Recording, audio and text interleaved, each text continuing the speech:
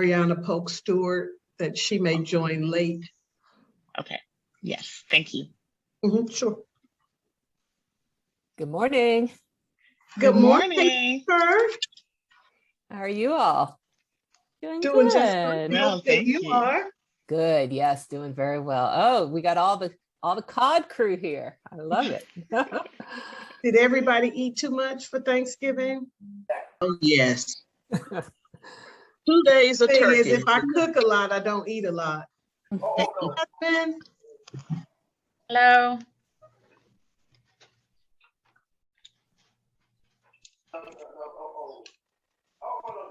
That's the Phil Triangle Advisory Committee meeting. Okay, that's at 4.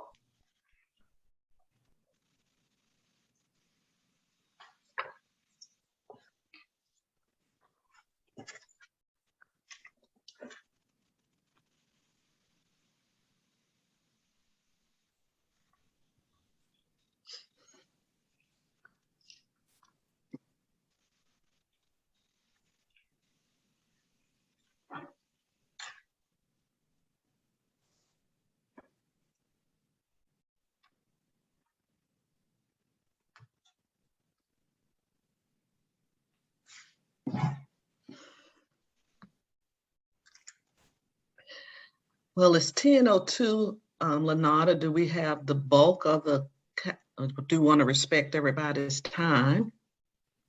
Do you want to give it a few more minutes, another minute? Let's give it, let's go ahead and give it 1 more minute. Yes. Okay. Thank you.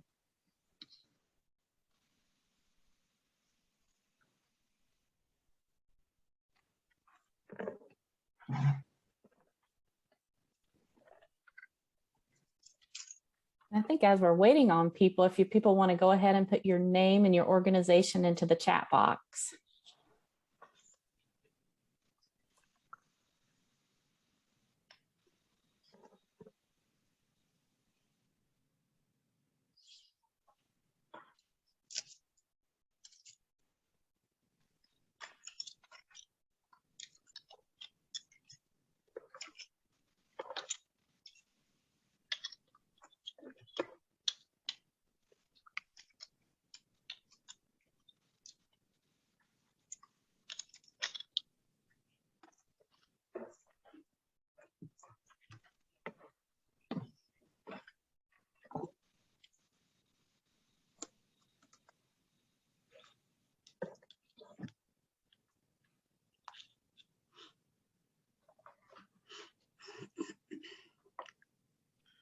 All right, Pat. I see Alicia just joined us. We have Commissioner West, Jasmine Rosario, and let's see who else I see.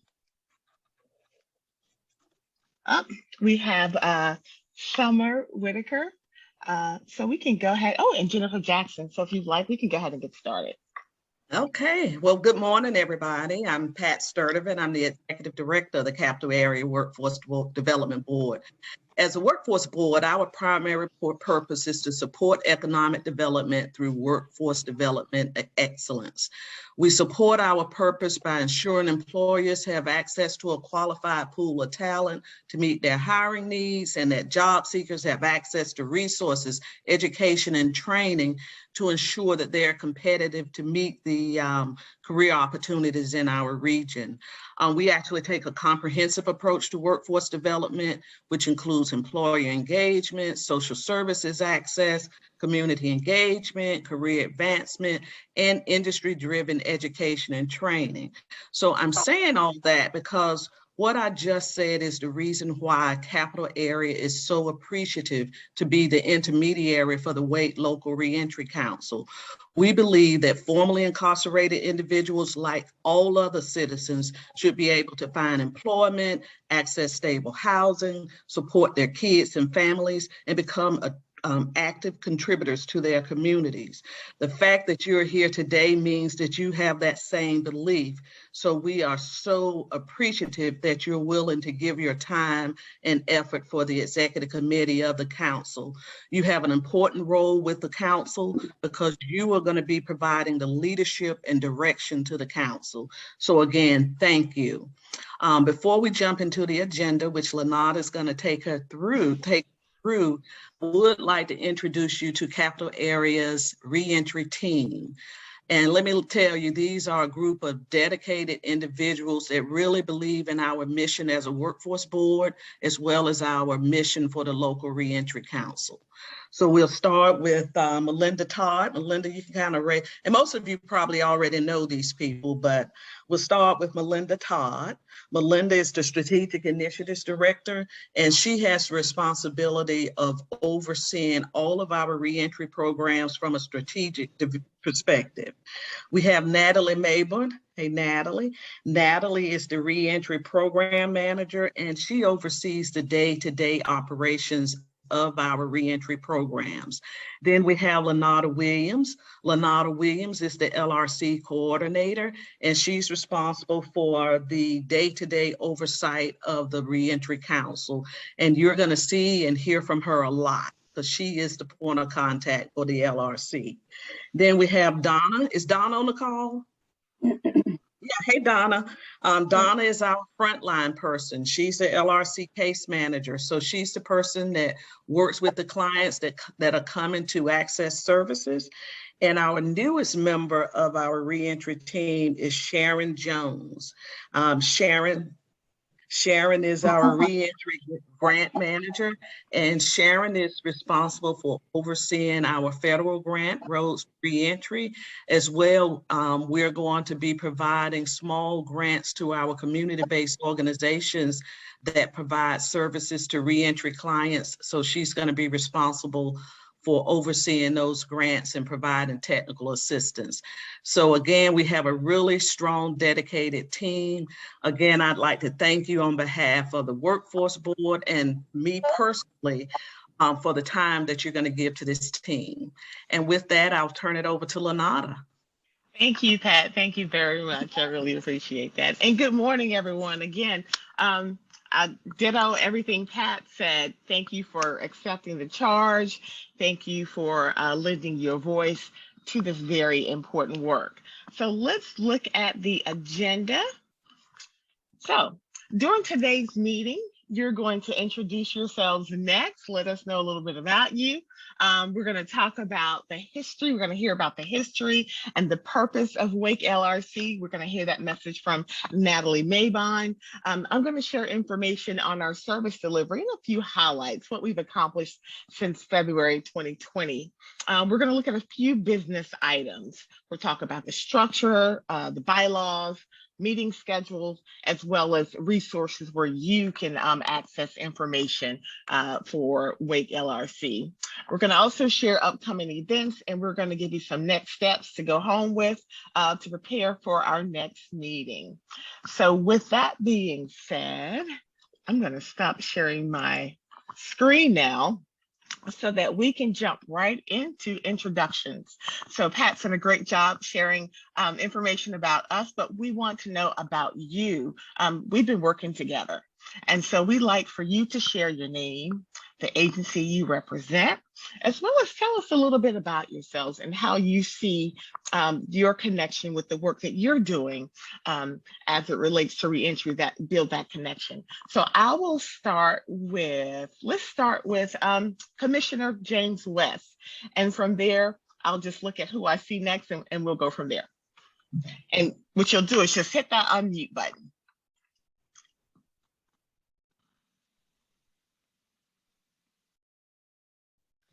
I think the host can unmute him as well. Okay, let's see.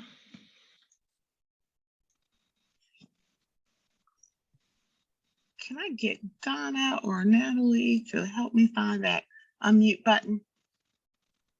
Dr. West. Dr. West? Okay, Okay. they should.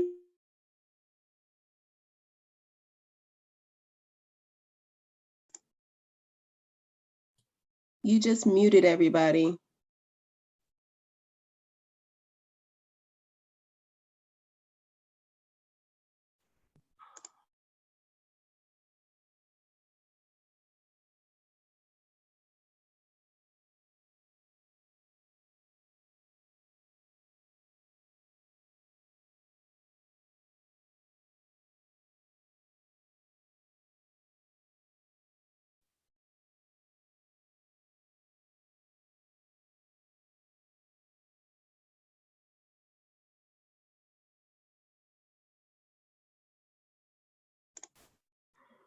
Okay, Dr. West, I'm sending you a notification that's going to ask you to unmute, and you can just select OK.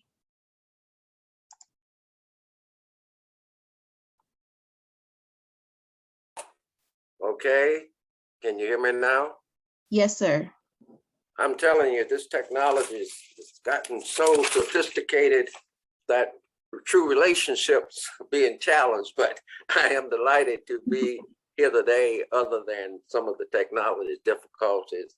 I've been interested in this area of work for a long time.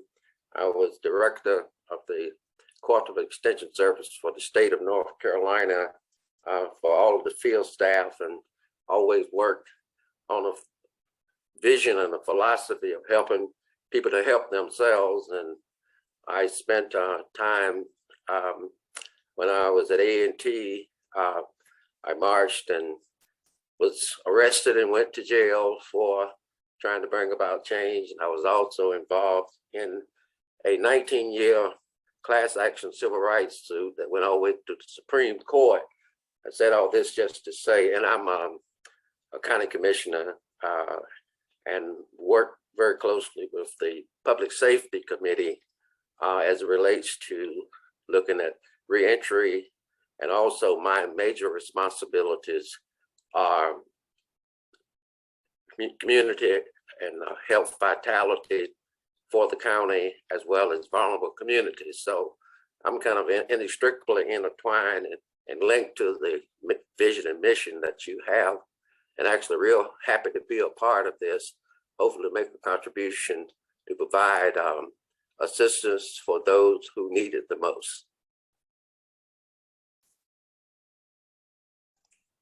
All right, thank you for that. And Leonard, I'm just gonna send you a prompt to unmute since I don't know what happened. Thank you, Pat. I was seeing Pat was saying something, and I would you send Pat? I guess Donna, could you send everyone that prompt that way they can manage themselves? I saw Pat was saying something, so I wanted to hear No, what she said. I was just saying to Dr. West, I didn't know he was an Aggie, so am I. Aggie Pride, right? That's right. Excellent, excellent. Okay, so I see Summer Whitaker.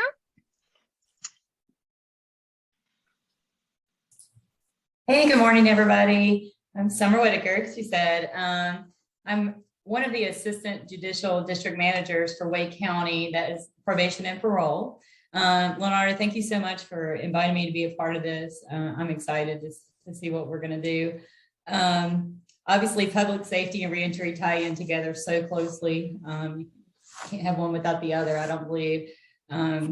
We want those under our supervision to have all the resources they possibly can. Again, like I said, that ties right into public safety and our mission to uphold that. You know, we're going to promote reentry in every way we can. Recently, I know there's been some issues with the pre-release, not getting, you guys want to get them as soon as we can.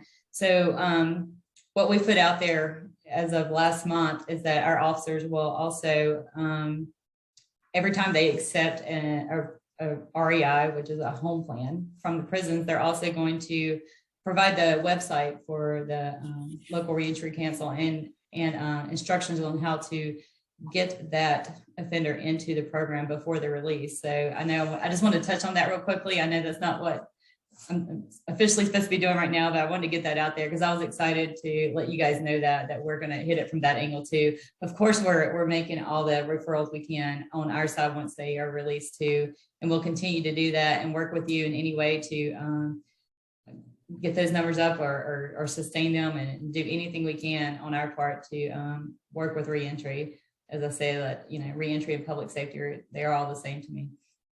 Excellent. Thank you very much. Thank you. I see Miss Jennifer Jackson. Good morning, everyone. Jennifer Jackson, as Leonardo said, and I am delighted to be around this table. I am here and to see so many old friends, old colleagues, and new ones.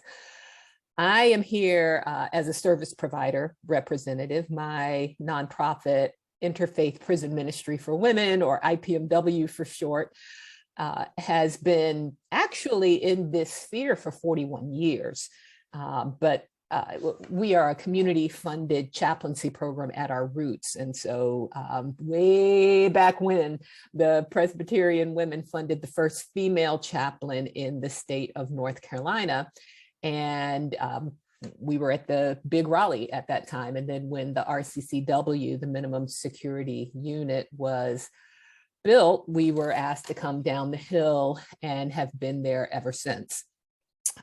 You all may have heard of the Job Start program, a program that was created by the department in conjunction with our organization, First Presbyterian Church, Wake Tech, and members of the community. So we've been an integral part of transition education since 2001. And I came on board in 2015 with a mandate to build reentry programs and services. And over the last 6.5 years, we have developed to where we are now with a large women's reentry project that provides get ready for the hyphens, multi-service, wraparound, gender-specific, evidence-based programming for women coming out of prison.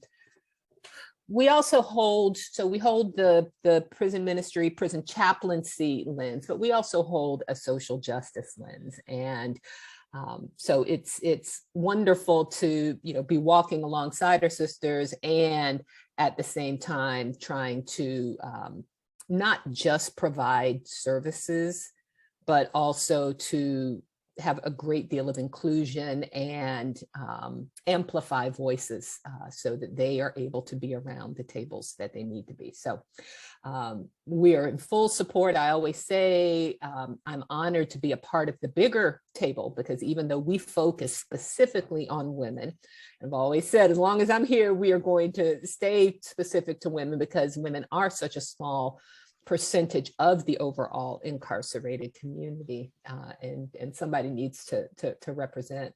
We are in support of all of the things that we want for the women, for all of our brothers and sisters as well. So I'm delighted to be here. And my own personal, my journey has been a lot, but I would say that my main roots with this work come from the starts of, I've got a human rights background, but most important, it's child advocacy centers when they were created back in the early 2000s. So child abuse, the nonprofit I worked for in New York, Save Horizon, focused on victims of crime.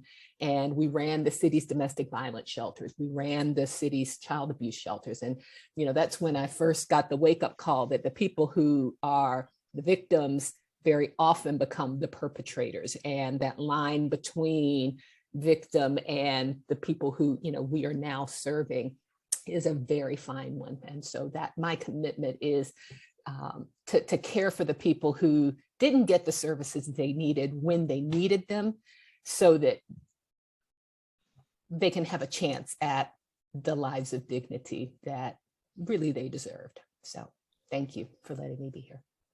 Thank you for being here. Excellent, excellent. I see Miss Alicia Garrett. How are you, Alicia? If you'll unmute. Good morning. I think I know pretty much everybody up here, almost. Well, my name is Alicia Garrett. I am with NCIA, National Center on Institutions and Alternatives, the Herbert J. Holter Vocational Training Center. That's a long title, I get it. And so HJH has been around, NCIA has been around for about 45 years. They're new to North Carolina. We've only been in North Carolina about 2 years. We are a vocational training center. We provide training to individuals who are justice involved, homeless or veterans, anyone receiving FNS benefits. We are a second chance organization. So most of our staff, not just here or in our area, but in other locations that we have, maybe justice involved that are working for the company. So we truly believe in hiring justice involved individuals. We train them, and then we can turn them into our instructors if we need to do that as well. So the whole goal of NCIA here in Raleigh Let me step back. About 3.5 years ago, they started a VTC, Vocational Training Center in Baltimore, Maryland. They did really well. They connected with the DA's office and the attorney's office up there. And what they did was, when individuals were going in for sentencing, before they were sentenced, or even before it got to that point, they had an option to go to NCIA and see if we could help change their lives and turn their lives around and give them an opportunity for training, which would lead them into employment, which really kind of changes everything in that motion. They did so well up there, they branched out to Charlotte. So about 1.5 years ago, they came to Charlotte and started their vocational training there. They did well in Charlotte and decided they wanted to jump into Raleigh. So we're here in Raleigh, and since we started Raleigh April of this year, they have now opened up Philadelphia and DC. So they're along all of the eastern side of the United States here. They are continuing to open up centers to provide training in the areas of drone certifications. So that we've had 2 classes go through here, become unmanned aerial systems pilots, and they all received their drones once they were placed into employment. We just finished our first cohort of HVAC. So HVAC certifications, they received 4 certifications.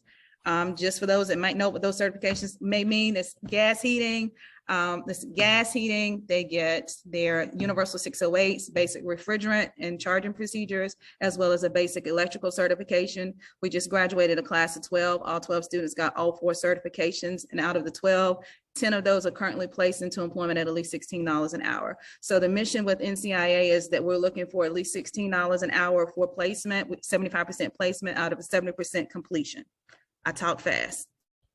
So with that being said, that's in a nutshell what NCIA is all about. My mission in reentry, I mean, it stems a long way back. I started off at the unemployment office, as everybody used to know us as the Employment Security Commission, working in that field as a business service representative, trying to find employers that would be interested or open their eyes to hiring justice involved individuals, moving into Department of Commerce on the reentry side as a regional reentry specialist within 15 counties of the state, providing services to inmates in the prison, talking to them about what to expect when they come out, doing reentry work on that level, creating or starting a Wake County Reentry Council. Before funding came into play, we were just all kind of connected as one and just providing whatever services we could do at that point in time.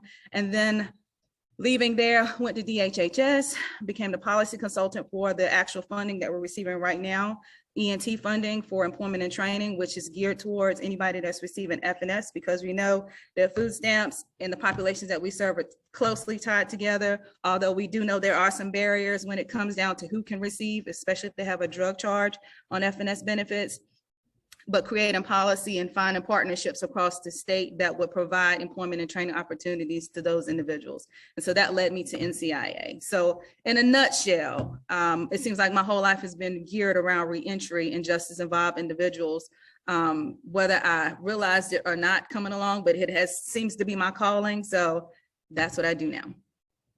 Excellent. Nice to see you again, Alicia. It's Nice been a to meet you while. We're glad to have that experience here as well. Thank you. I see Michael Ballin. And select that unmute button. Oh, Donna, could you? Thank you. I did. Thank you very much. And thank you for having me. The name again is Michael Ballin. I think some people know me, and we go way back. Miss Alicia, glad to be here, and Miss Jackson, and a few others, and Ms. Sturdivant. Thank you, Ms. Sturdivant. I work for the Raleigh Police Department. I've been here now for 13 years. Next week will be my 13th year.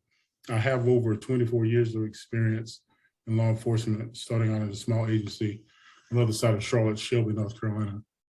And what brought me to this meeting is 2 chiefs ago, Chief Harry Dolan, he piqued my interest about what reentry should look like, especially getting police involved. And so that's my function on my work. I work for Raleigh Police Department as a civilian employee coming out of sworn status, because my thought along with his is that, we can't, law enforcement in the 21st century can't be that their part in reentry is just rearresting people and putting them back without giving them the opportunity and making sure that we can kind of bridge the gap in some services. So I'm here because, one, my passion is to see people get a second, third, or fourth chance regardless of what that may look like, because sometimes we don't know, by the grace of God, where we are, what we do, why we're where we are. But then some people, because of consequences, end up where they are. But we can be as passionate about getting them back to work. So I love the group of people that I'm working with.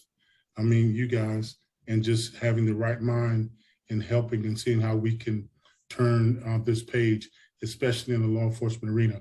I would love to be able to see more law enforcement agencies, sheriff's departments, and local city departments have some type of reentry. I don't know if it's programming or specialist or something of that nature that helps address this issue and help put some meat, I would say some rubber on where the rubber meets the road, because I think that's important. So thank you, ma'am, Ms. Weasley. Thank you guys for having me, and I look forward to the great work that we can do to help knock down some barriers and build some relationships. Thanks. And Excellent. Michael's been a partner with Capital Area for a lot of years supporting our youth programs. So nice to see you, Michael. Yes, ma'am. Thank you, Ms. Sturdivant. Yes, yes. I see Miss Jasmine Rosario, and we have, Miss Mariana Polk Stewart, and I see Theo Walker. We'll go in that order for the next three.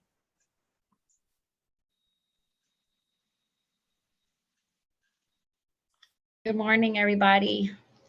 So my name's Jasmine Rosario. I've been with the Department of Public Safety now 7 years. I've been a reentry probation parole officer since March of 2018. I became interested in reentry. Well, really, like if anyone knows my story, my mother went to prison when I was a child. So I know how it impacts families, with people having been incarcerated, the stigmas that come with, someone having had a record. Which is one of the reasons I decided to be a probation officer, because as a child, I didn't know at the time, but my mother was seeing her parole officer. And so I just was interested in just helping people get a second chance and not judging anybody due to their actions. Because if anyone knows my mother, she's a good person. They would never have known that she had a record, had she not have that title, I guess the label that seems to haunt her for her life. When I was a probation officer in Virginia, they actually had a reentry program there.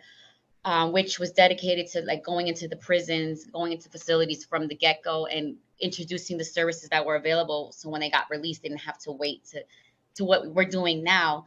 So when I came back to probation, when I moved back from Virginia, at the time my JDM was Spencer Noble. And I remember I was telling him, oh, why don't we have a reentry program? I'm really interested in this area. And then he approached me after I got recertified saying, there's a reentry pilot for the prisons, and would you want to be a reentry officer? So I jumped on the chance, and I've been doing reentry since 2018. So I do work with Wake Correctional Center. I'm one of the, I guess there's 12 of us, one of the 12 reentry officers across the state that was placed at a minimum custody prison so that we could start working with the guys and the females in the facilities with getting them prepared to get on post-release supervision, so that we could help assist them with, the anxieties, the issues the barriers that they're gonna face when they get out, give them that head start to start working with them. And also being a part of the Reentry Council since 2018, I've seen the different intermediate agencies that represented the Reentry Council. So I'm excited to be a part of this one. I've seen the growth since I've started 2018. And I'm just really passionate about helping individuals. Sometimes I feel like as an officer, we have to have that role of we're still disciplinary. We still got to, enforce the law. We still got to make sure that we're imposing, all the conditions. I do feel sometimes I'm soft because I have that side of me where, I can understand it a lot more. I can empathize dealing with my mother. But I feel like that passion is what drives me in this position, because this position in reentry is a volunteer. We're not mandated to be a reentry officer. And so I just believe in helping with individuals get that second chance. And so I'm just excited to be invited to be part of the work, to do more outside of referring them. I've been referring to LRC all the time, but I'm excited to be a part where I can actually help create programs. How can we really reach the population that we're serving? Especially as an officer, we deal with them. We know they talk to us personally, what those challenges are. So sometimes we know a lot more. We're in a position to assist and connect them to those community agencies that are out there. They don't know that there's so many agencies that exist for reentry. So it's great to be now able to directly communicate with the board, the committee, and the people that we're serving. Thank you, Jasmine. Thank you. All right, I see Mariana Polk Stewart.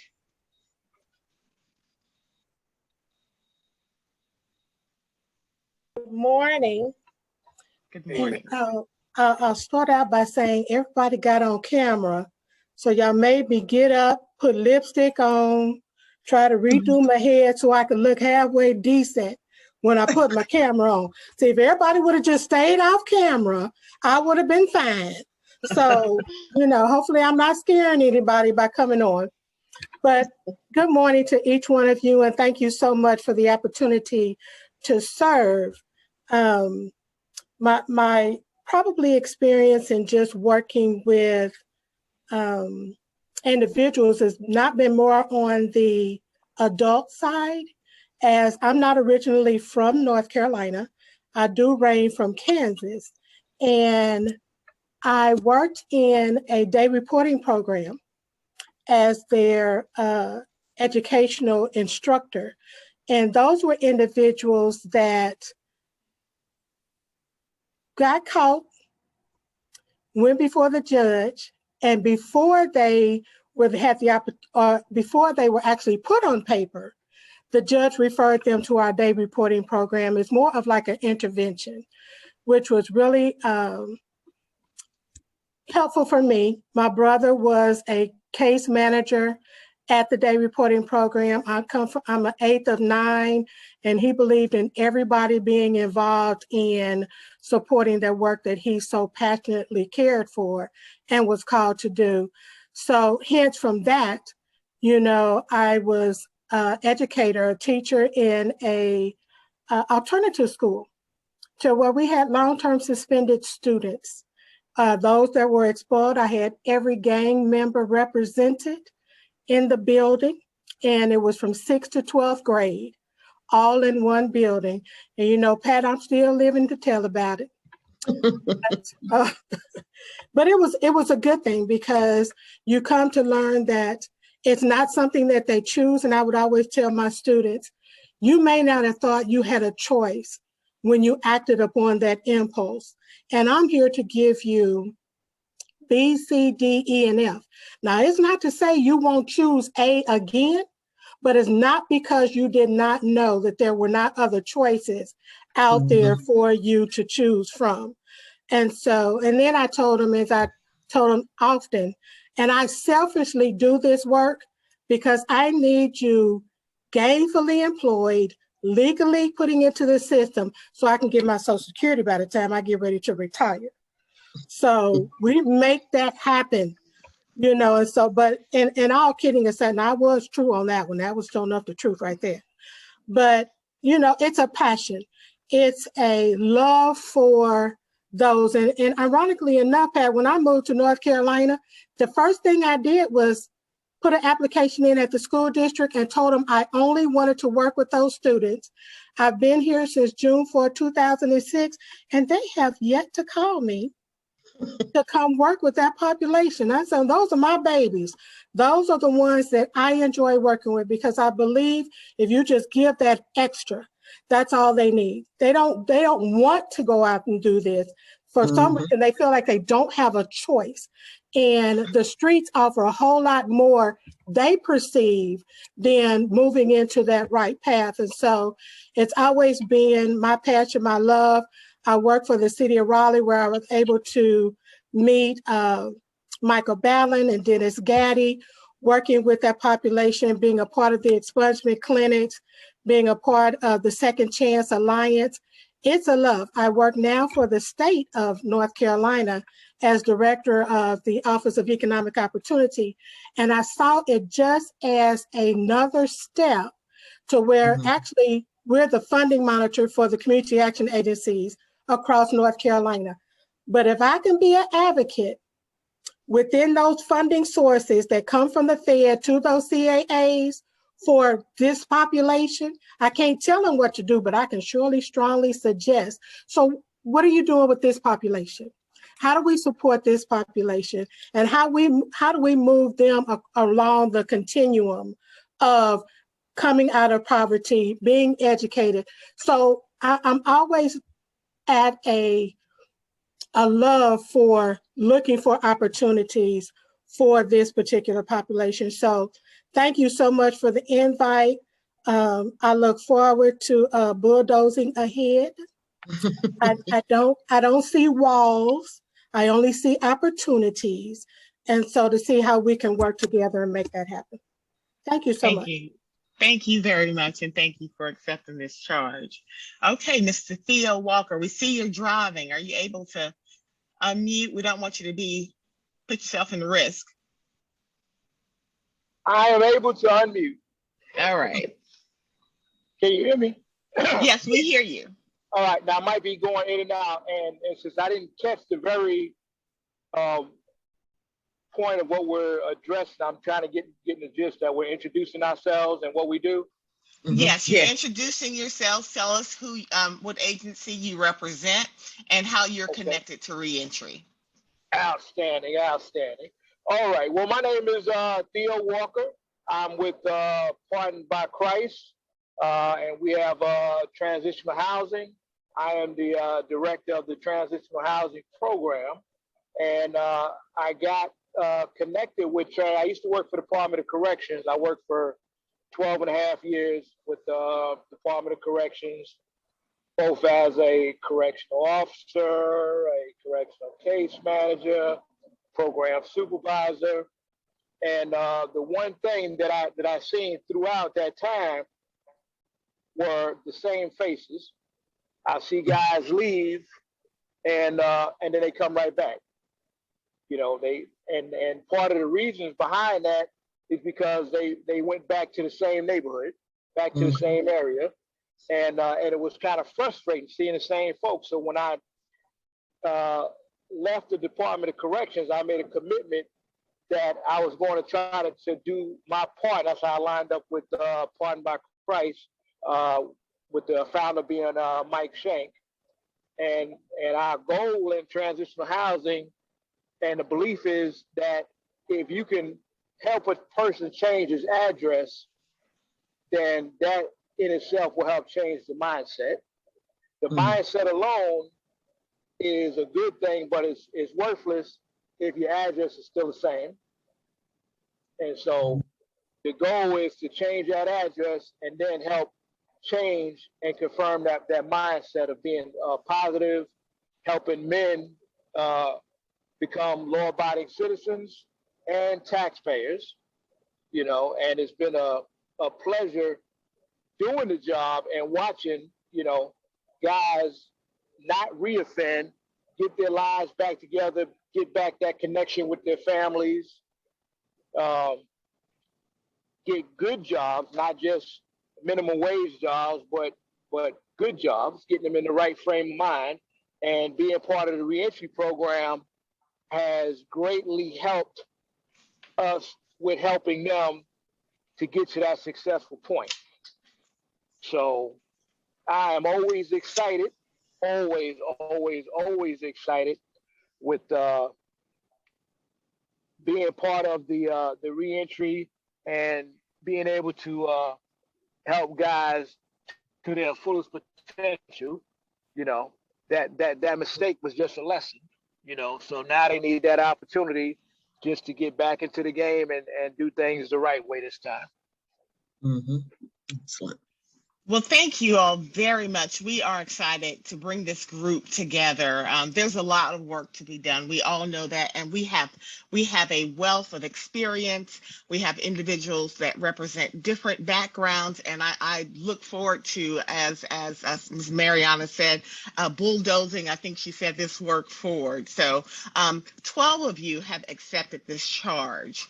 I'll briefly go over the names: Michael Ballin, Dennis Gaddy, who is not with us here today. As you know, he is the Executive Director of Community Success Initiatives, and he's also the chair of the Wake County chapter of Second Chance Alliance. Alicia Garrett, Jennifer Jackson, Natalie Mabon, Mariana Polk Stewart, Jasmine Rosario, Dr.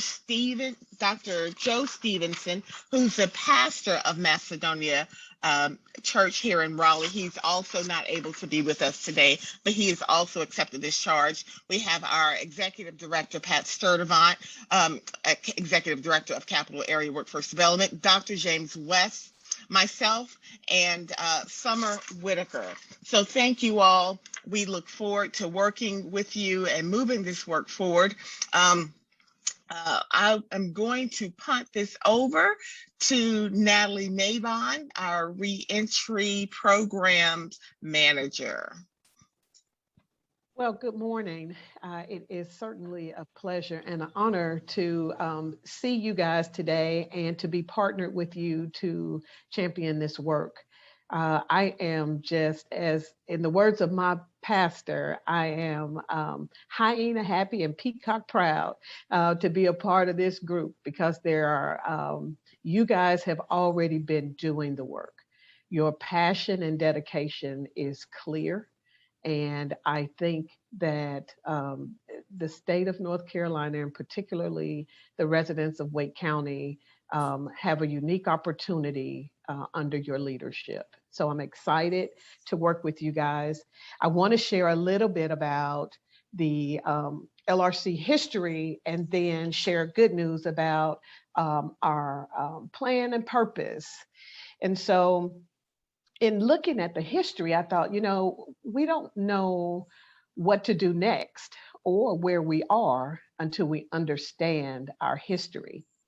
And so I began digging on the state level to find more information about the history of LRCs in the state and how it became. And so what I found is that although there is a documented history, it kind of has been archived. And so I've sparked quite a bit of interest on the state level, and hopefully there will be some ongoing work done to share the in-depth history of the LRCs. But I'll share a little bit about what I learned and then where we are today. So initially, the LRCs started out of a private pathways grant that was funded in part by the Ford Foundation, and then later the Sunshine Sisters. That grant was awarded to 3 states, North Carolina, Michigan, and New Jersey. And here in the state of North Carolina, that work really was centered around in-reach and pre-release educational programs, and then some follow-up support after release. As we all know, there was a huge shift to where credited training could no longer be provided to residents within facilities. And with that shift, it also shifted the mindset of what North Carolina would do around councils. At the conclusion of the grant, there were 3 official councils funded, and that was Pitt County, Buncombe County, and Mecklenburg County. And as Alicia said, there were already groups of people who were unofficial councils, really full of passion, limited resources, and of course, no funding from the state. So these small groups were working really hard to provide support services and to connect returning citizens with the resources they needed, but without the resources. But in 2017, Wake LRC became official. And that was under the leadership of the Family Resource Center South Atlantic as the IA. And they did that work, build a council and committees to really start champion that work with the state funding. And in December of 2019, Capital Area was awarded the grant to become the new IA. And in January, we started working with the state and with Family Resource Center South Atlantic to start working on the transition of leadership, but also the management of their existing caseload. And in February 19th, 2020, we became the official IA for the Wake Local Reentry Council and began to do that work solely as the IA. Soon following, we were able to hire our coordinator, Lenarda Williamson, who is challenged with the responsibility of building out this partnership network. And what an awesome job she's done to really identify what gaps we had, what resources and what community partners we needed to bring to the table, and then engaging them in a network to identify gaps, fill those gaps with resources and or connections so that we can begin to create a plan for bringing on those resources. And in May, we were able to hire Donna Farrar, our only case manager who, as Pat mentioned earlier, is frontline. She's the face who sees the clients. She really works directly with them to connect them to our community partners and other resources that they need, and then manages their case as far as setting their goals and working towards achieving those goals. Everybody knows COVID hit. And there are lots of upside down moves that COVID brought about. But what I will say is that COVID put a pause and changed our mindset to really refocusing on the needs of our citizens. And there was funding that came down that allowed us to help support returning citizens in a way that we weren't able to support before. We've always provided some transitional housing assistance and those direct services that Lenarda's going to mention a little bit later. But through the House Wake funding, we were able to actually partner even more with transitional housing partners to secure beds so that we had an inventory of beds available that we could put people in as they transitioned, which is a little bit different from scrambling to find the limited resource. But we were actually able to partner with our transitional housing partners to secure those beds. We were able to help individuals maintain their existing housing to support them with some rental assistance and emergency utility payments. There was a continuation of that funding, which is the Wake Cares Award, and that just allowed us to continue some of those unique projects and resources that returning citizens could have. Now, this last bullet that says November 2021, I got to tell you, this is another positive that has come out of the need to support society in the wake of COVID.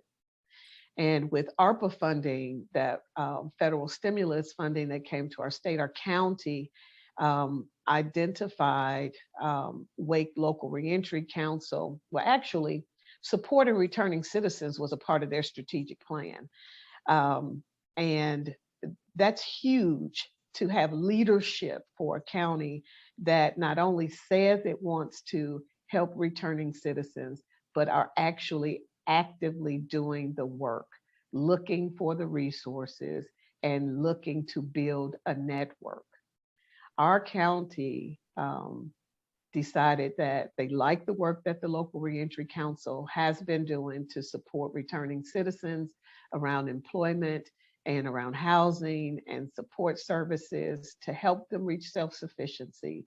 And as a result of that, the hard work that Donna and Lenarda have been doing, they have awarded us some ARPA funding to expand our services. Pat mentioned initially that we have a very small team. We have Lenarda, who's the council coordinator, and we have Donna Farrar, who is our case manager. But through the ARPA funding, we will be able to add additional pieces to our puzzle.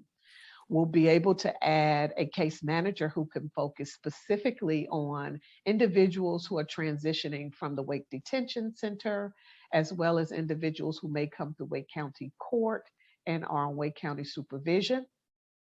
But also, one of the larger gaps that we've identified is the need for someone to help individuals navigate systems like behavioral health and mental health systems. So we'll be able to add a case manager who works specifically with clients who are returning to Wake County, who may have a mental health or behavioral health background, to help them navigate those systems, to be that continuum of care so that they can connect with them before release and help them navigate the appointments after release, and to stay engaged with those providers so that they can achieve and then maintain success in their reentry journey.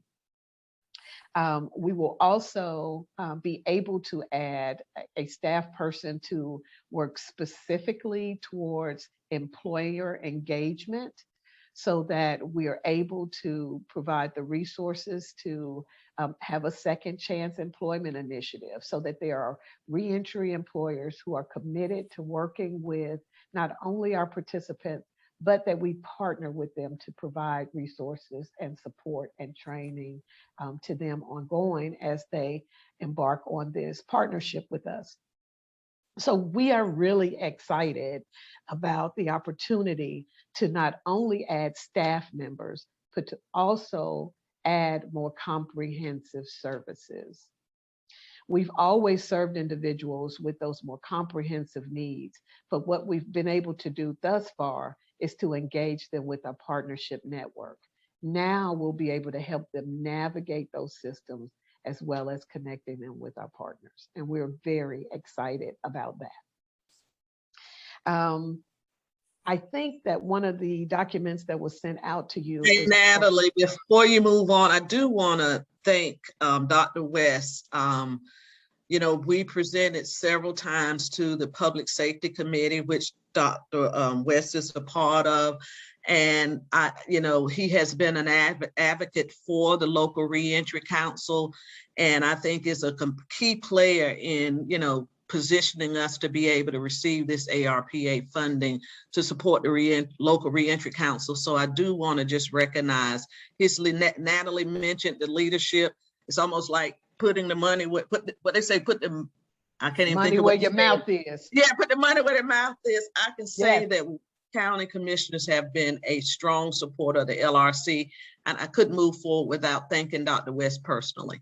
Absolutely. Thank you, Pat.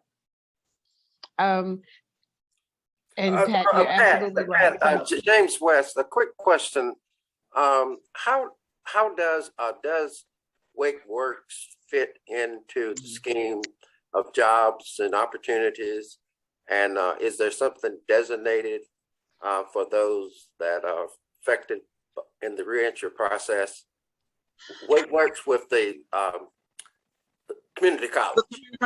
Yeah, so WakeWorks, there's not like specific funding targeting, but they are a key partner. And as a matter of fact, Wake Tech just reached out to me yesterday to see how Dr. Rawls wants to meet to see how we can even better align.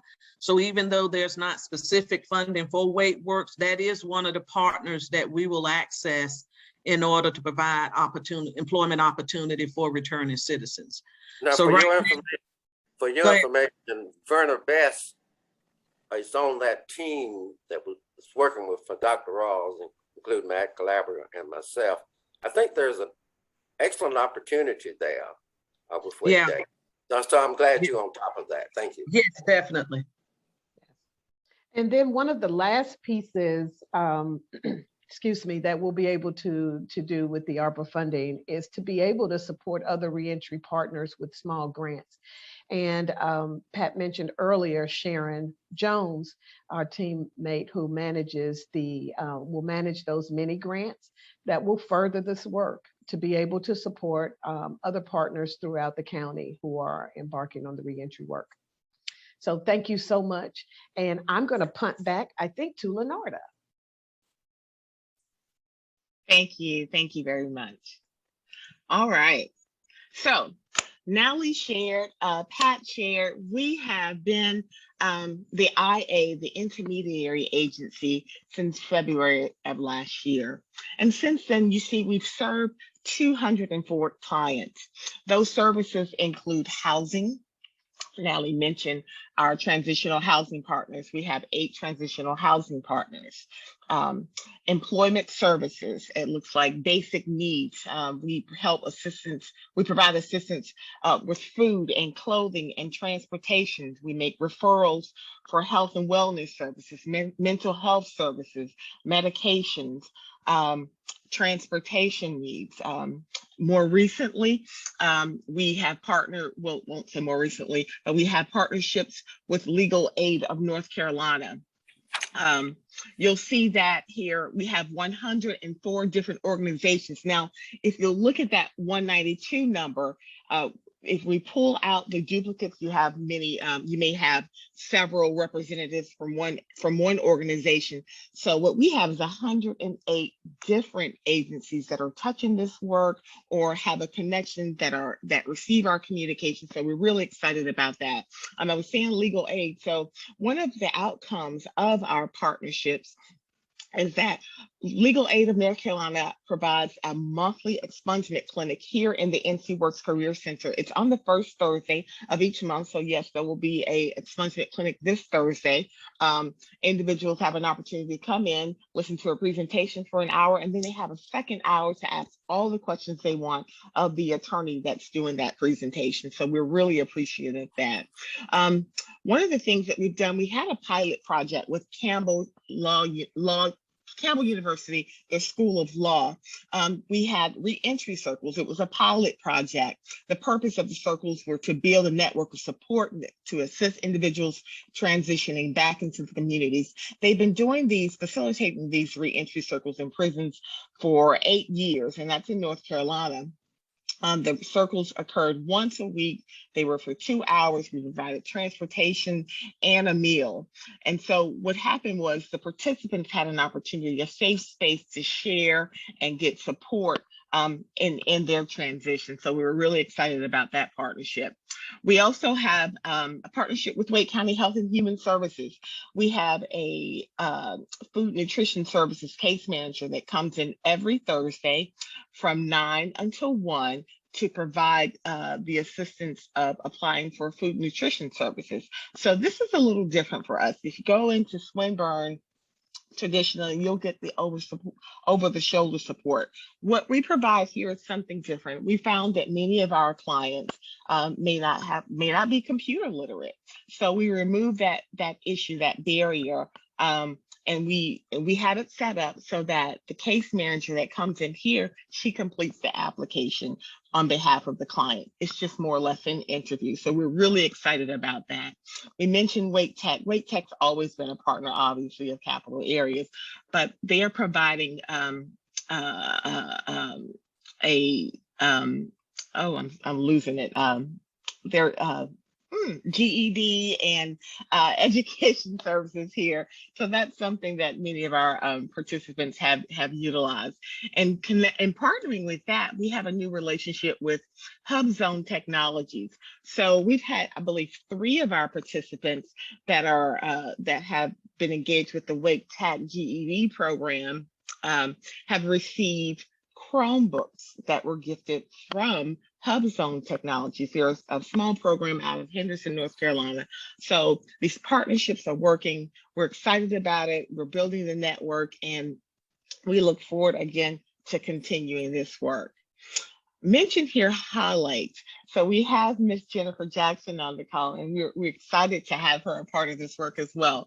Well, in October of this year, Wake Local Reentry Council was awarded the Angel of Hope Award for our work in the reentry and how we have restructured the IA as being the intermediate area agency for DPS. So we are really excited about that. All right. So many of you know that we have been having council meetings since 2020, having a form of a meeting monthly. So our current schedule is council meeting, subcommittee meeting, council meeting, subcommittee. So what's happening is that this team is meeting, not, excuse me, this team, the council, some members of the council are meeting every month. We've talked to some of our regular attendees and we've gotten feedback. And we found that we wanted to revise the schedule for the next year. And so we're looking at what we've decided, what our small team decided, is to cut back the meetings, and we're going to meet, the large council will meet quarterly. So we've got February, April, August, and December. April is important because that's re-entry month. And as you know, at the end of the year, we like to have a wrap-up meeting. We decided that we ended up this year in 2021 having our wrap-up meeting and looking forward to see what we're, looking forward into the new year. And so that's a little bit of a modification from what we've done in the past. And then what we'll do for 2022 is continue with the subcommittee schedule, have them meeting every other month. We wanted you all to look at that and consider what it would look like for this team to meet. So a couple things I'm asking here. I just want you to start thinking about when this team could come together. Now, our bylaws, which we'll be talking about that shortly, advise that the executive committee will be meeting at 4 times a year. So once you just think about that, and then before we move on, we're not asking to make that decision long-term just yet, but before we move on, we'll come back and look at what our next meeting date would be. Now I'm just put a pin in that. Now I'm going to punt it back over to Natalie so we can talk about some business items. I think I've jumped ahead anyway. I'm seeing Natalie over there smiling. So we're going to go back and look at those business items, starting with the structure of WLRC. Thank you, Lenarda. And that's okay. I think it will be very relevant to what I'm going to share next. And that is a bit more information about the Local Reentry Council structure. And because many of you have already participated in the LRC, you may not have questions, but I want to share this information for those of you who may not be as familiar. But the Local Reentry Council structure really is a partnership with the state, DPS, NCDPS, the prison system, as well as community probation and parole. And then the intermediary agency, which is Capital Area Workforce Development. So the structure comes down, the state gives us a set of standard operating procedures, which you will be receiving along with some additional information about the bylaws that Lenarda mentioned. But the DPS has the intermediary agency, and then the executive committee, the advisory committee. We then have our council members and service providers, and then all of those members then divide up and make up the body of our work groups or subcommittees. The role of the executive committee, as was mentioned earlier, is really key. You are a leadership committee, and your responsibility is to really guide the work of the council and to make sure that the work that we're doing is in compliance and in alignment with what the state has asked us to do with this grant. And so when I mentioned the state operating procedures, or SOP, that is an outline of those policies and procedures that are condition of this grant. And you will be receiving that in the coming weeks. You'll receive that, as well as the existing bylaws that we'll ask you to really look at. And that's going to be your first real order of business when you come back together as a committee, is to really dig deep into those bylaws and to make sure that that is a charge and order that you are comfortable with and what things we need to address. That will be you all's big first ticket item on the next meeting agenda. as far as the role of the executive committee, you're like that heartbeat. You really are. When we do our, when the state does its audits, they may ask to speak to some of the executive committee. They may ask to speak with some of the advisory committee, which is also a leadership committee.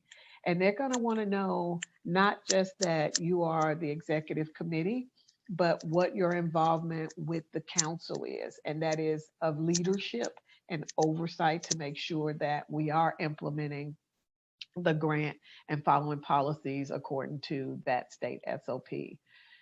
We will work very closely together in partnership to make sure that the work of the council and the work groups is in alignment. There are 4 key roles that you guys will look at electing, and that is a chair. There will also have to be a co-chair. And there's a secretary as well as a committee rep. Your committee rep is someone who can bring the information from the other groups that are meeting, the advisory committee, your work groups. That individual will bring that knowledge back to your group so that you're aware of and are guiding the work of those work groups.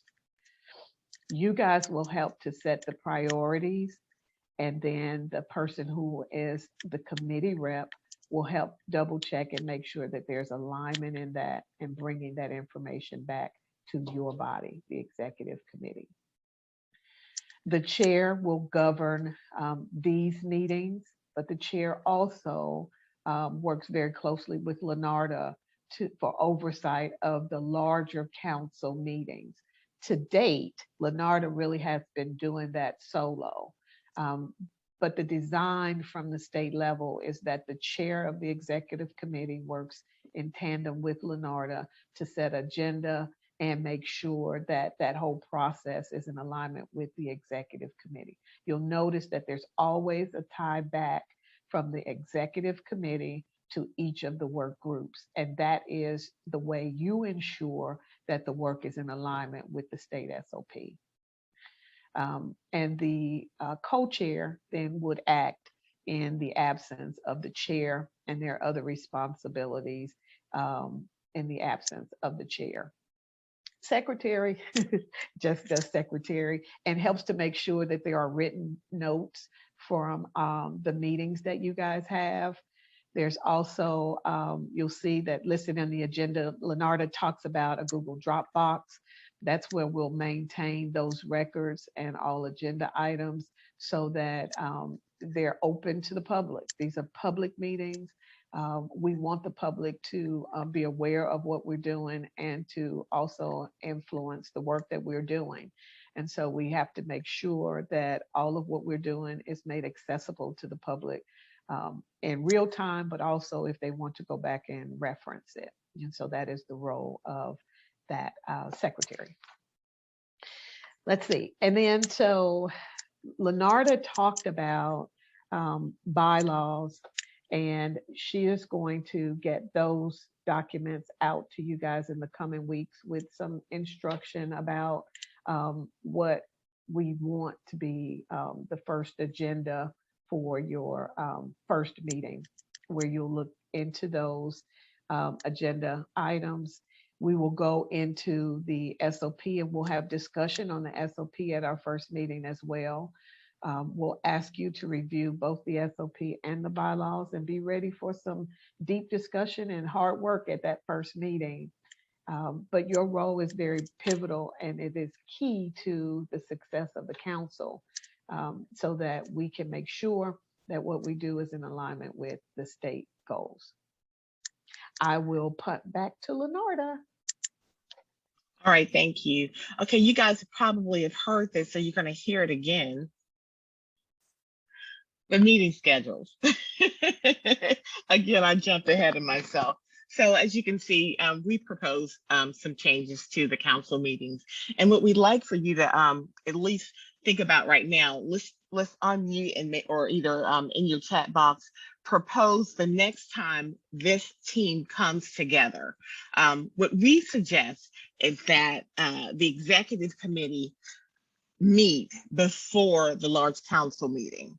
So we'd like for you to tell us right now, today, we need to make a decision on our next meeting schedule. As you can see, the large group, the large council meeting, the next time they come together is February 24th. And what you'll notice is WLRC meetings, all of our meetings historically have been on the fourth Thursday of each month. Now we do move them for the months of November and December because of the holidays. So what I'd like for you to do is make suggestions. Feel free to unmute. We can quickly make a decision on when this group should come together to plan the next council meeting, agenda, and so forth. When would this team like to come back together? So Nanada, just to be clear, so the council meeting is February 24th. And are you saying the executive committee basically influences what that council agenda is going to look like? So, exactly. So just from experience, you would want this committee to meet at least a month before that council meeting, so that, you know, if there are specific presenters or things like that that we want to have, you've actually got time to do it. So I don't know what the date is, but you know, I would throw out, if the council meeting is February 24th, then this committee should be meeting at least January 24th. I'm glad you asked that, Pat, because I was going to ask, how soon in advance do you send the council meeting agenda? And if the executive meeting kind of, you know, drives that agenda, then it would definitely need to meet prior to drive the agenda and then get it out to the council. Right. Yes. We try to get that agenda out on the first day of the month. Right. So thinking about what Mariam just said, in a month. So would you be looking at, Lanata, a specific time and week of the month? Like, for example, February 24th represents what, the third week of the month? The fourth. And so would it make sense then for this council to meet, for this committee to meet on the 4th of the previous month? That way you've got time to talk about the agenda and plan it. Because I think it's a little broad to just say, what day do we want to meet? Let's put some meat around it. Yeah. I agree. Pick that. I mean, that last week, Leonardo, I have my calendar up if you want it. That would be the week of January 24th through the 28th. And the state SOP just asks that just gives us the parameter that the agenda has to be out 2 weeks in advance of the full council meeting.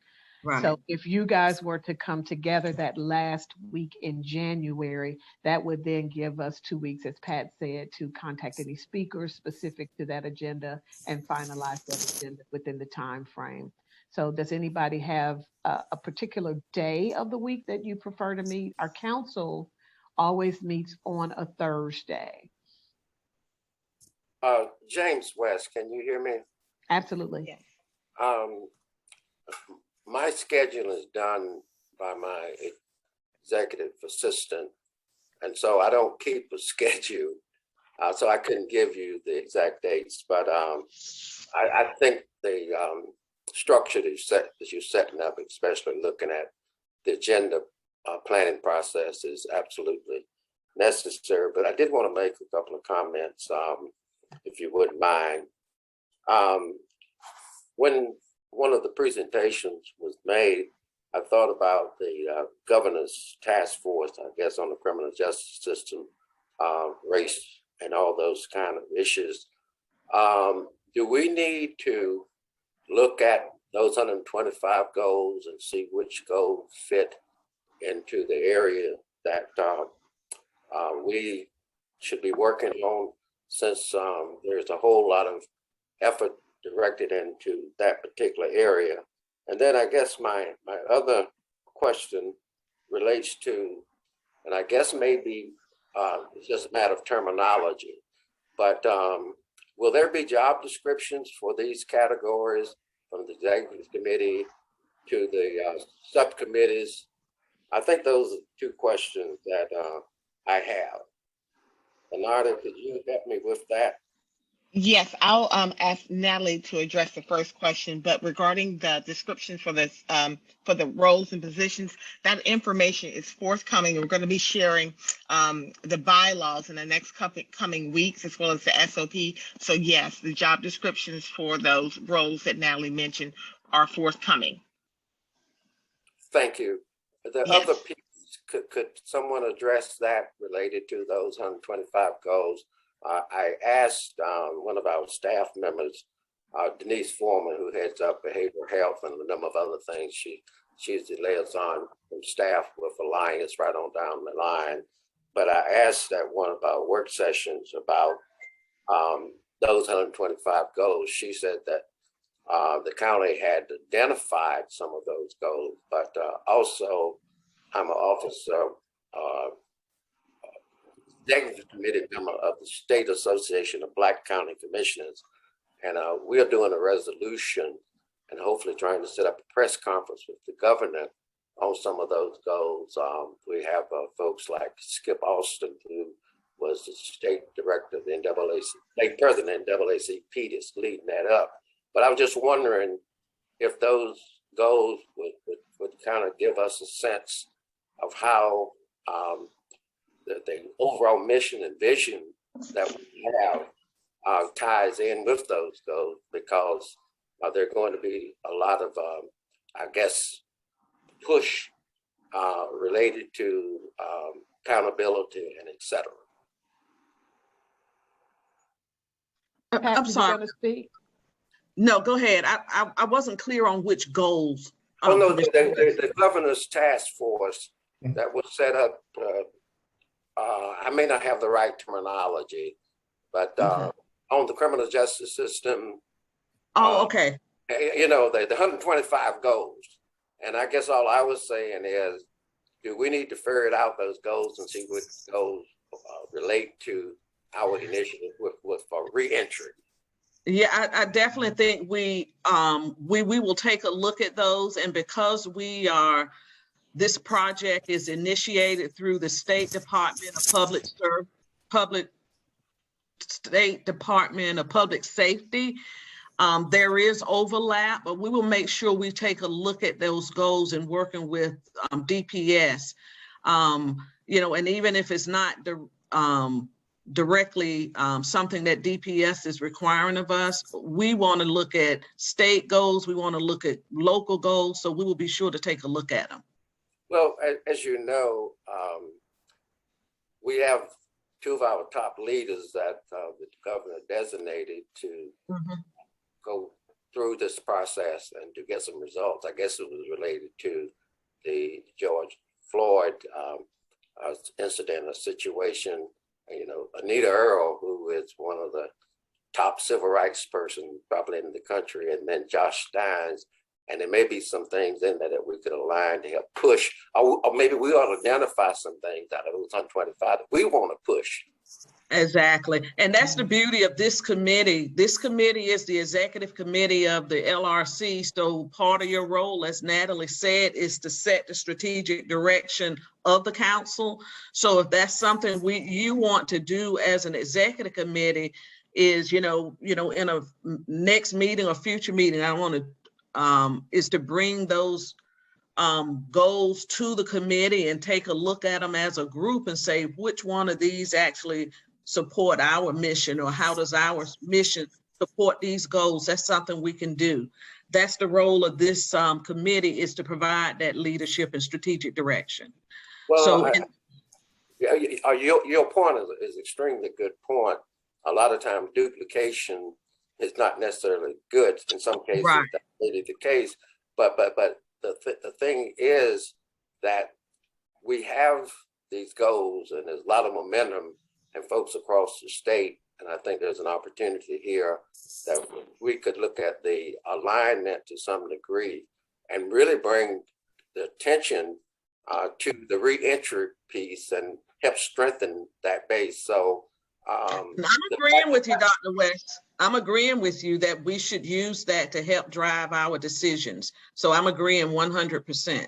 Okay, very good. And as I said, I can talk maybe with Skip Austin, who's former NAACP president. He's heading that up for the Black Association of County Commissioners. And we could align some things with them in terms of looking what other counties may be doing right on down the line. Definitely. Yeah. Thank you. That was a good point, Dr. West, excuse me, because you guys will also probably want to look at some of the racial equity and criminal justice goals, as well as the goals that are coming down from the county that are part of the Behavioral Health and Criminal Justice Committee that Denise Foreman has put together, Dr. West. And I know there are lots of reentry initiatives attached with that. So you guys will definitely want to look at all of those goals as you determine what your strategic plan will be. That's some good advice. Thank you. All right. Go ahead, Michael Ballin, you were going to say something? Thank you, Ms. Williamson. And thank you, Ms. Maven, for your comment, and Dr. West, your passion. I will say what I've learned so far in a lot of these task force, one of the things that they're doing when we talk about criminal justice, the thought is more about reimagining what law enforcement looks like. Exactly, yeah. Right on the front lines. And so I say there was good about, the conversation we're having about using this as, I would say, some needed information to help build a group. A lot of times when people talk about reimagining, they're not really thinking about reimagining reentry. They're more or less talking about reimagining that police and citizen contact and what that looks like, to see if we could do something different. And maybe it would be a great opportunity because we can look at that information and all that feedback and see how then we can build, something stronger and strategic about reentry into some of those pieces. And I say that because that's just been what people are talking about, how the police and the community connect and how they can reimagine what that connection looks like. And reentry is just, I think, is important for them. I'm talking about these task force, but they're not really putting it at the forefront because they're more concerned about looking at not having media or some attention drawn to a officer who has done something to someone in the community when the officer didn't have to be there. Could have been some other service that they could have gotten. Good points. That's a very good point. Yes. Okay. I just want to jump in here real quick, Pat. These are great and wonderful conversations for the exec committee to kind of help drive. It's like 11:22. I'm gonna have to jump off right at 11:30, and I didn't want to miss any additional comments. Yeah, because it's a lot of conversation that we're going to have. I think for this meeting, we're concentrating on logistics. So if Jennifer, if you could do your quick comment, and let's get back to logistics, because we're going to have plenty of time going forward to have these important conversations. But we want to make sure we get the logistical stuff out of the way for this meeting. Got it. And I could pass for that reason. I will just say 20 seconds that along those lines, both Donna and I had mentioned SRCC because I thought that's where you were going. So I would be curious with your packages to understand, because I know you all are around the SRCC table, and then also whether or not there's any kind of consortium of LRCs, just so that we can plug into greater systems than ours, and that helps to alleviate the tendency toward redundancy and something going on over here that could inform us and vice versa. So thank you all, because you've actually helped set the next agenda for the next meeting, so thank you. Absolutely. So I think just to make sure we stay on track, I think we're at what we have on the table now is that we think it makes sense for this committee to meet a month ahead of the council meeting. And so the first council meeting in 2022 is February 24th. So we're proposing, and Dr. West, we understand we would need to work with your executive assistant for this, but we're proposing that we meet that a month prior to that, the week of the 24th. And if we want to stick with, I don't know if a certain day of the week works best for anybody, or mornings. Mornings seem to work well. So if we want to stick with mornings and either do a Thursday morning or Monday morning, I don't know if anybody have any standard meetings that would conflict with. Please stay away from Mondays. That's when we have all Okay. our, yes, everything else is fine. So the council meetings meet on a Thursday. So could we go with Thursday just to make it, no, I see one head shaking. I was gonna ask, could we keep Thursdays? Because I don't know, I'm so used to doing our Thursdays for that window for all our meetings. It seems to be on Thursdays.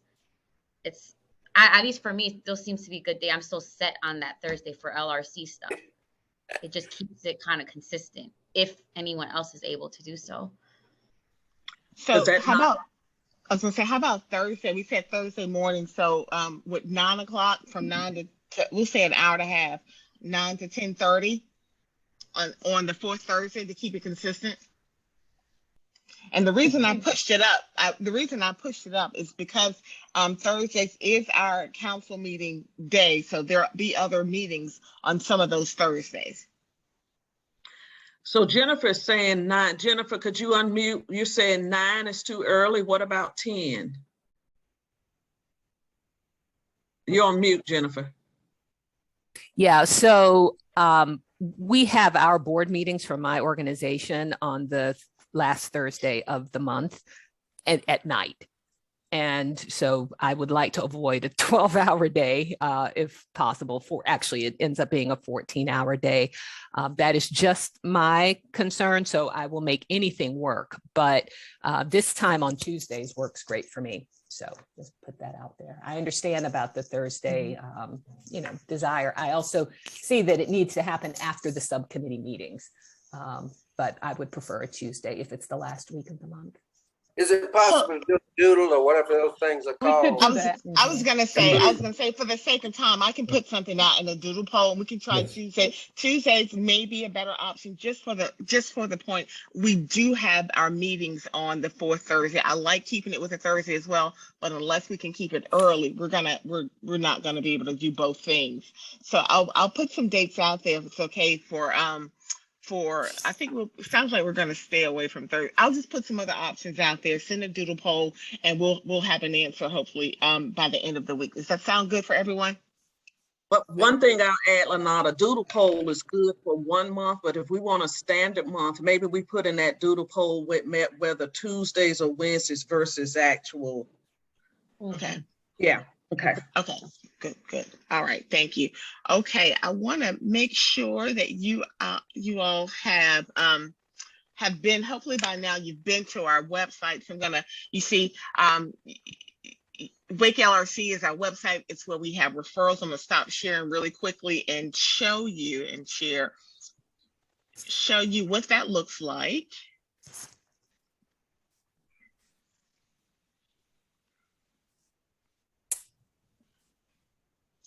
Okay. Looks like I'm sharing. Am I sharing? Can you all see the website?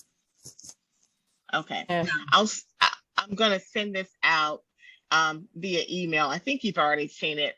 We won't belabor, but Wake LRC is where we receive our referrals.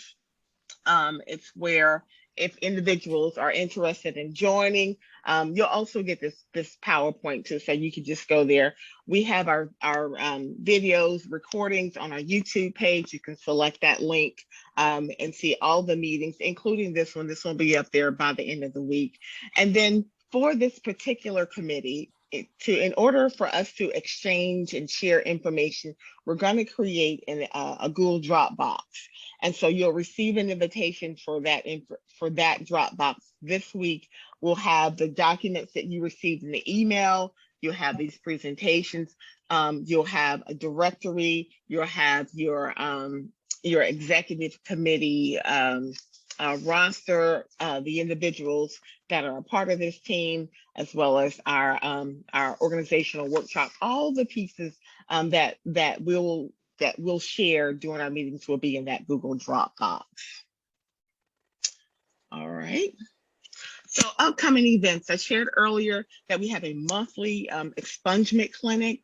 The next one is this Thursday, December 2nd from 11 to 1 p.m. It's free and open to the public. You don't have to be a reentry participant or, excuse me, a participant of WLRC or any reentry program. Mothers, anyone can come. However, I want to say that the information that Legal Aid of North Carolina shares is specific for Wake County. There are 100 different counties, as you know, in North Carolina. So when an individual applies for expungement, they're going to have to go into that county of conviction. So the offering here this week is specifically for Wake County. Our next council meeting is December 16th. You see, that's that's the third Thursday due to the holiday. We bump up our November 1 week and our December meetings because of the holiday. So this meeting is in a couple weeks. That meeting's from 1 to 1:30. During that meeting, we'll hear from Pat Sturdivant as well as from our county manager, David Ellis. All right, next steps. So again, the end of the year meeting is coming up in a couple weeks. We will have an ugly sweater competition. Hopefully you'll be able to attend and participate. During that meeting, you all will be introduced officially as our executive council meeting. We mentioned earlier, we're going to get an SOP as well as the bylaws for our next committee meeting. You'll get that doodle poll probably in the next 24 hours so that we can select a date for our next executive committee meeting. And in addition to that, you will also receive an invitation to the Google Dropbox. Thank you all